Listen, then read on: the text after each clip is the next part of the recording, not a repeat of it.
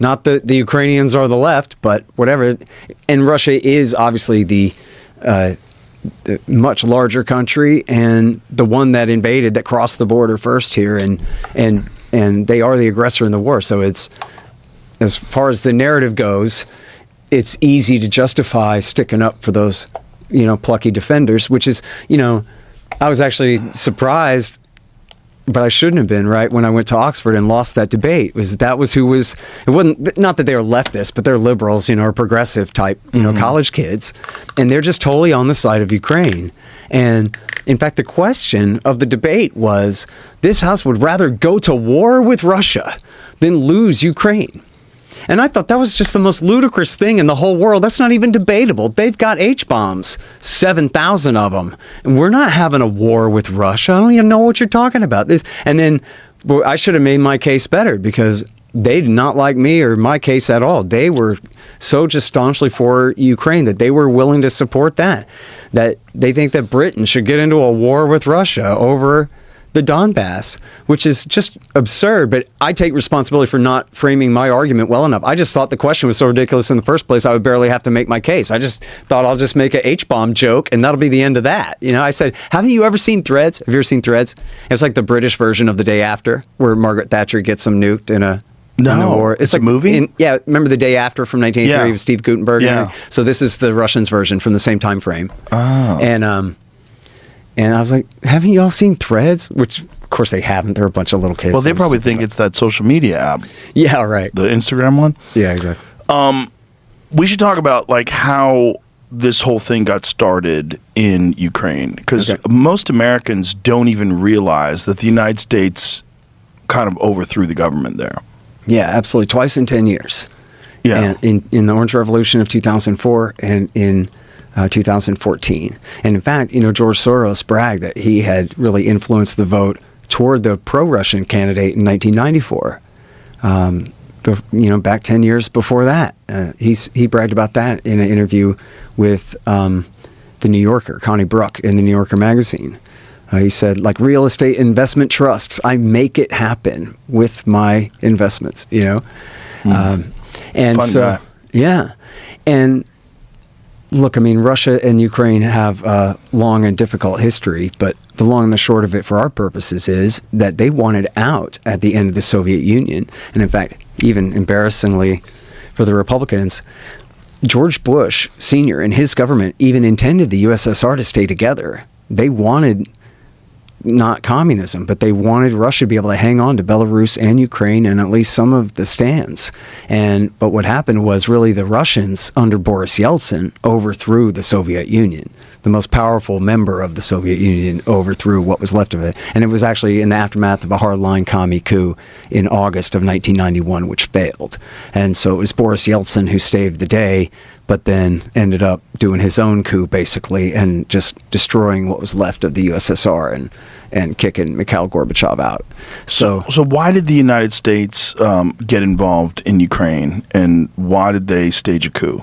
Yeah, well, so it's been a contest for dominance there ever since, right? And so back to the Wolfowitz Doctrine, and they talked about this in Rebuilding America's Defenses, the PNAC strategy document from the 1990s, 1998, I guess. And I believe in the defense planning guidance that he wrote in 1992, Wolfowitz, that we got to expand NATO into Eastern Europe. And this is, the debate at the time was whether to include Russia or not. And in fact, in the 90s, there were some people who opposed expansion altogether. But then there was another school of thought that just said, well, we'll expand, but we'll bring the Russians in. But then they never did.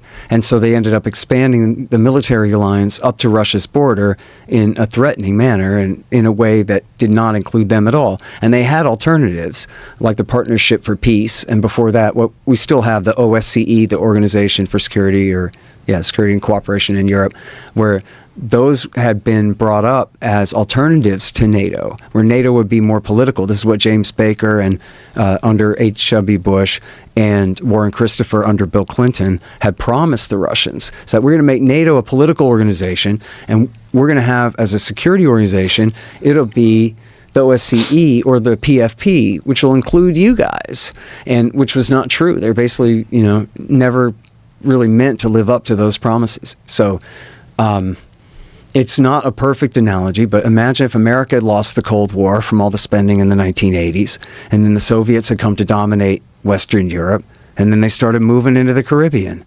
And then they started overthrowing the government in Canada when they voted wrong. Right. And Ukraine is Russia's Canada, right? Kazakhstan's their Mexico. Ukraine's their Canada. It's their most important neighboring state, other than maybe Belarus, but same difference here. And so... that narrative gets lost here. Yes, it does. And but look, it's weird because it's so obvious. When you lay it out like that, and when you look at the agreement that was made at the fall of the Soviet Union, that they wouldn't push arms closer to the border of Russia.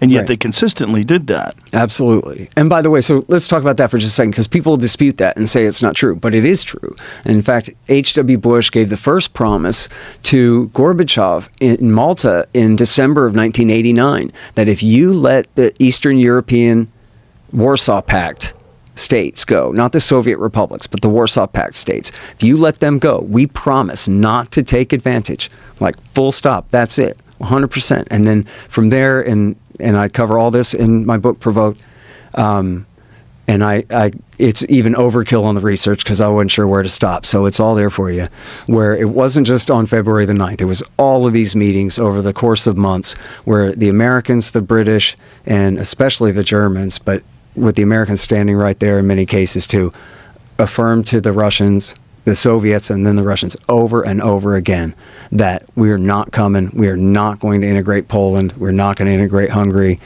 then Czechoslovakia, which hadn't split apart yet.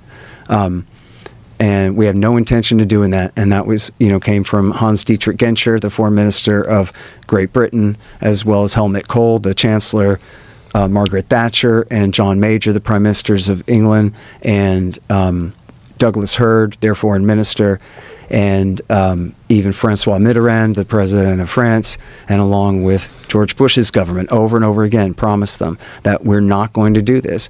And then they just went ahead anyway. And the Clintons, went along with it too. And in fact, in the Clinton years, one of the major proponents of NATO expansion was a guy named Strobe Talbot, who originally opposed it. And by the way, so when anybody in that era, whenever they, on America's side or on the West side, whenever they opposed this, it was always for one reason. There was no variety of reasons. It was always one reason. This is an unnecessary provocation against the Russians. These are our friends who just overthrew the communists for us. So why would we pick a fight with them? Why would we disrespect them? We should be doing everything we can to integrate them into the West, into Europe, into everything. And this is totally unnecessarily antagonistic. That was the one and only reason. And it was brought up by a lot of people, including famously George Kennan, who had coined the containment policy against the Soviet Union in the 1940s. And, had been ambassador to Moscow. And he was the one who said, we got to contain communism. Well, now he's saying we should not be trying to contain Russia when they didn't do anything. And he said, in fact, in an interview in the New York Times in 1998, Kennan said, and he was the most highly respected Russia expert out of all of the old so-called foreign policy graybeards. And he told Thomas Friedman in the New York Times, he goes, I'll tell you exactly what's going to happen here, okay?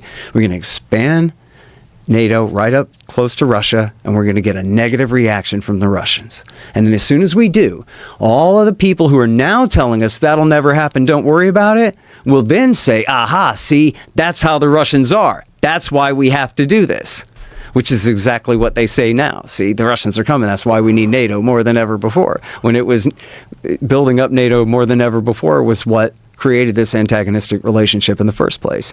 And then, and I should specify, I am from Austin, Texas. I don't have any connection to Russia whatsoever. I don't give a damn about Russia whatsoever. It has nothing to do with favoring their side of the story or whatever. This is whatever. What can I say? I reluctantly admit that, and I'm not saying this is a good enough reason for war, but I'm saying that this is true, essentially. That in his declaration of war, when Putin said that basically we tried independence, we tried letting Ukraine be an independent country.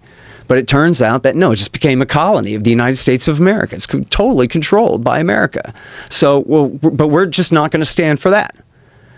So we're going to intervene. We're going to do what we have to do, at least to mitigate that. If America is still going to control Kiev, then at the very least, we're going to control the Donbass and the southeastern coast here.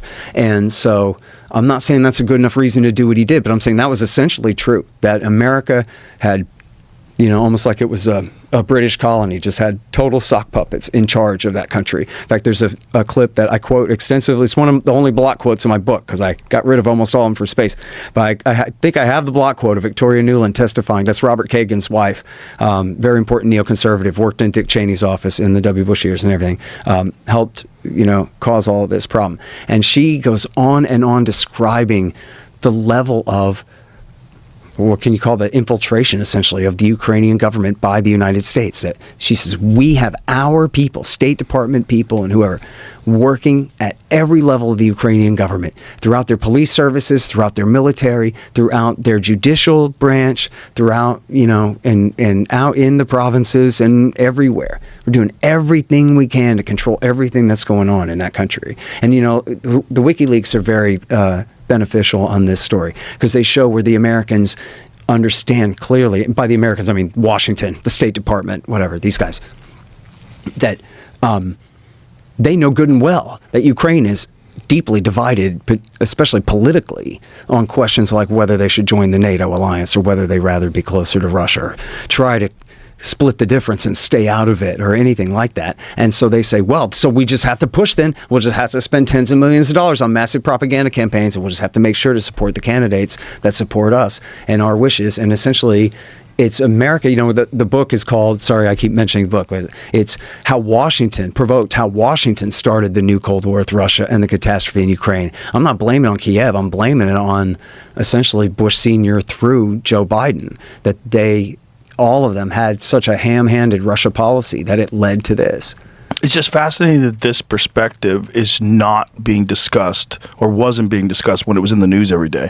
When people were talking about Russia and Ukraine, it was always that Russia had done this horrible thing and attacked Ukraine, which was horrible. Of course. But no one gave any background. No one really talked about and made the comparison to imagine if the Soviet Union, or Russia rather, took over Canada. Right. Or was proxying Canada. Yeah, exactly. Or if they went back at all, they would go, well, this all started when Russia seized Crimea. Right. But of course, they seized Crimea as a direct reaction to America overthrowing the government in the so-called Revolution of Dignity in February 2014. And so then it's a complicated mess. But Crimea happened after that. But they just want to start history at places where it's the most convenient for them. And there's also the control of Ukraine is also connected to resources, right? I mean, there's immense amounts of minerals, natural gas. There's trillions of dollars of that stuff there. And this also connects Burisma to the Biden administration, right? Yes. So, I would not buy anyone arguing that these minerals or these resources are somehow crucial for the United States of America, for the American people, for our betterment or anything like that. Only, as Ross Perot called them, the special interests, right? Chevron wants that oil, and Cargill and Archer Daniels Midland and Monsanto have investments in those grains. And so this is about them, but that isn't necessarily us. Right. You look at, whatever benefit they have to our GNP or GDP is negligible, certainly not worth starting a war or anything like that. Course. These are all the free riders. These are, the excuse makers for this kind of policy. But essentially, I think what it really is just trying to keep Russia weak and off balance as much as possible. And, there's this really important Rand Corporation study that was published in 2019. So the Rand Corporation is a Pentagon-sponsored think tank, but it's out in Santa Barbara. They put it in California so it would be somehow a little bit less political, a little insulated from East Coast stuff, and be able to come up with their thing. But that's basically who they are. So of all the think tanks, they're the most directly connected to the Pentagon itself. And they came up with this thing. It's called Extending Russia. And by extending Russia, they mean overextending them. In other words, how to provoke them into overextending themselves. Like during the Cold War. Right, exactly. So cause small trouble for them in as many places as we can, just to bog them down with expenses and commitments. So we want to, at that time, the pipeline wasn't complete yet, so we want to intervene with sanctions, whatever we can, to disrupt the